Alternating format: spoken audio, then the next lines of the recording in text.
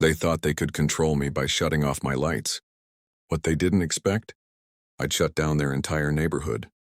It started on a hot summer night. Suddenly, my house went black, no lights, no AC, not even the hum of the fridge. At first, I thought it was just a breaker. But when I looked outside, every other home on the street was glowing bright. Mine was the only one in darkness. I followed the power line to the curb and froze. A padlock, a bright orange HOA tag. Service suspended for non-compliance. Non-compliance? I paid every bill on time.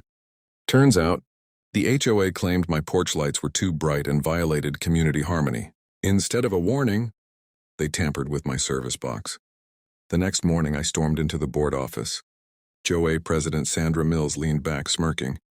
"Lower your lights. Join our compliance plan. Then maybe we'll turn it back on." They didn't just want control, they wanted power, literally. But Sandra didn't realize I had power of my own. In my basement sat old city utility files from my late uncle, who once worked in the department. Buried in those records was a bombshell. The power lines feeding the entire subdivision ran through my property under an easement, one that had already expired. That meant the HOA had zero authority over my electricity, and technically, their entire neighborhood depended on my land. I called the city inspector, showed him photos of the lock, the forged HOA tag, and the expired documents. His jaw dropped.